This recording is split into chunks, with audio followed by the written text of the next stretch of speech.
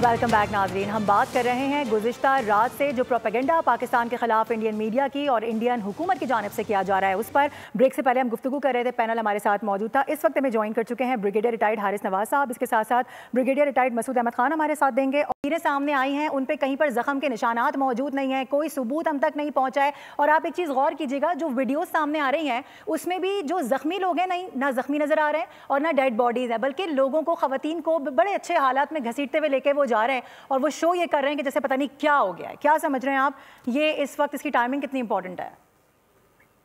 जी हाँ, मेरे ख्याल में देखें कि इंडिया की एक हिस्ट्री है और वो ऑब्सेस्ड है पाकिस्तान के साथ, और वो समझता है कि Pakistan is the only country जो उनके हेजमेनिक डिजाइन्स में डंडा लेके पाकिस्तान खड़ा है। सो वो मुमकिन वो कोशिश उसने की पाकिस्तान को डिस्टेबलाइज करने के लिए, अफगानिस्तान की सरजमीन इस्तेमाल की, और अभी भी कोशिश कर रहा है दोबारा करने के लिए पाकिस्तान को डिस्टेबलाइज करें थ्रू प्रॉक्सीज है। और देखें कि ये जो ड्रामे ये करता रहा है कि फास्ट फ्लैग ऑपरेशन की हिस्ट्री 1971 में पहला हुआ, गंगा तियारा की हाईजैकिंग वाला हुआ, और उसके बाद फिर एक तसलसल के साथ होते रहे हैं। लेकिन अगर मेन हम बात करते हैं तो आप देखें जो बम्बई अटैक था या पुलवामा था, और ये सारे एस्टेब्लिश हो चुके हैं, या 36 सिंह पूरा वाला वाकया था। और वो भी देखें कि आज की हिस्ट्री से आप लिंक कर लें, आज जेडी वेंस इंडिया आए हुए हैं ऑफिशियल विजिट पे, 4 दिन से वो वहां पे हैं। तो ये 2000 मार्च 2000 में 36 सिंहपुरा, अनंतनाग, इस्लामाबाद, जम्मू एंड कश्मीर में 35 सिखों को असैसिनेट किया गया। उस रात को जिस दिन प्रेसिडेंट क्लिंटन विजिट वो इंडिया पे आए थे, आफ्टर 22 साल में पहला अमेरिकन प्रेसिडेंट था, और next day he was told कि पाकिस्तान ने करवाया है। 2017 में जो कमेटी के मेंबर थे जनरल गिल, उन्होंने रिकॉर्ड पे इनके वीडियोस अवेलेबल हैं, उन्होंने कहा कि बीजेपी ने करवाया था, ये इनसाइड जॉब था। सिमिलरली हमने मुंबई अटैक्स को देखा, मुंबई अटैक्स में भी एस्टेब्लिश किया। एलियस डेविडसन ने एक किताब लिखी, द बिट्रेयल ऑफ इंडिया, उसमें 905 सिफों की ये किताब है, और उसमें उन्होंने एस्टेब्लिश किया, ये भी अंदर का काम था, और उन्होंने क्वेश्चन रेज किए। आज तक कोई इंडियन इसका जवाब नहीं दे सका।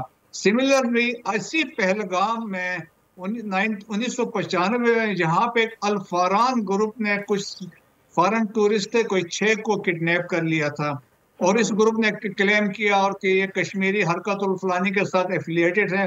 अब बाद में ये एस्टेब्लिश हुई है, तो रा के अपने लोग थे, और इस पे एक किताब भी लिखी गई थी नीडोज, और उसमें एस्टेब्लिश हुआ ये इंडिया ने खुद करवाया था, और उनको बाद में मरवाया था कि वो मुलायन कर सकें। सो इनकी एक हिस्ट्री रही। अब देखें कि उन्होंने जंगें लड़ी, 3 जंगें लड़ी, कारगिल पे हुआ, सियाचिन पे हुआ। इसके बाद जब उन्होंने देखा कि पाकिस्तान को सब कुछ नहीं कर सकते हैं, 5th जनरेशन और हाइब्रिड वारफेयर पे आए, उसमें टेररिज्म करवा रहे हैं। और इसमें पिछले 20 साल में अफगानिस्तान की जो जमीन थी, जब अशरफ गनी और करजे की हुकूमत थी, तो वहां पे ट्रेनिंग कैंप्स बने हुए थे 66 ब्रास उन्होंने वहां पे बनवाई 2018 में। 2020 में कंसोर्शियम बनाया, और उनका टारगेट था खैबर पख्तूनख्वा, बलोचिस्तान और कराची। और जो इनके प्रॉक्सीज थे, फिर इनके सॉफ्ट प्रॉक्सीज भी आ गए हैं, बलोच यकजहती कमेटी भी आ गई, पीटीएम वाले भी आ गए हैं। फिर इनको भी इस्तेमाल करके पाकिस्तान की फॉल्ट लाइंस को उन्होंने कोशिश की, लेकिन हर तरफ से इनको शिकस्त हो रही है। तो फ्रस्ट्रेशन में ये पहलगाम वाला ड्रामा किया है।